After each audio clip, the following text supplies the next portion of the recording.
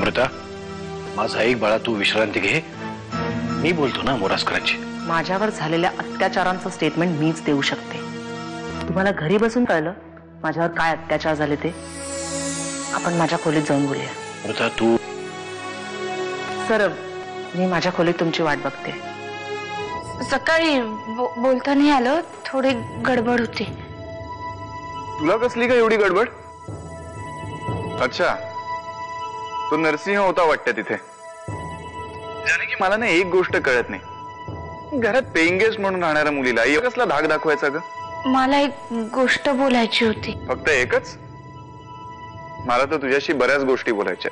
तुला माझ्याशी काय बोलायचंय? मला एवढंच सांगा, तुम्ही आता काय करायचं ठरवलंय? सर्वप्रथम अमृताच्या स्टेटमेंट मधनं आम्ही बलात्काराचं प्रकरण बघा येणार आहे.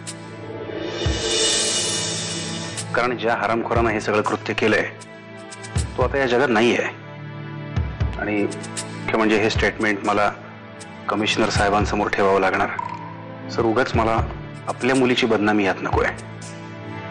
त्यामुळे तुम्हीच मला सांगा की तुम्हाला नाही वाटत या प्रकरणाचा जो कोण खरा सूत्रधार आहे त्याला आपण शोधायला पाहिजे म्हणून? मोरासकर, तो जो कोणी होता तो त्या गोळीबारात मेला. तुम्ही म्हणाय तसा या सगळ्या मागे कोणी प्रमुख सूत्रधार असेल. आकाश पाताळ एक करा आणि त्याला माझ्या समोर घ्या. मी तुमचा जन्मभरासाठी ऋणी राहीन. मलाही झोपायचंय.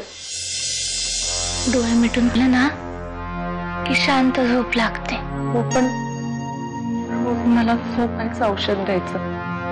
पण आता असं वाटतं की तू उपकार करायचा माझ्यावर. कारण मी असलं ना की आजूबाजूला काय घडतंय ते किमान कळत तरी नाही ग. गुंगीचं औषध घेऊन झोपलं ना की स्वप्न पण नाही पडत. चल तुझ्या खोलीत चल, मी येते तुझ्या बरोबर. तुला नक्की झोप लागेल.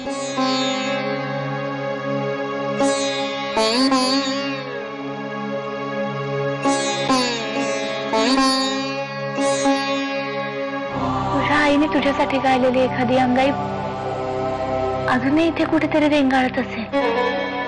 तू फक्त शांत झोप. तुझ्या आईचे शब्द तुला पुन्हा ऐकू येतील. अगदी आईसारखं बोललीस. दोन मुलींची आईसारखंच बोलणार ना? माझी एक मुलगी इकडे शांत झोपलीये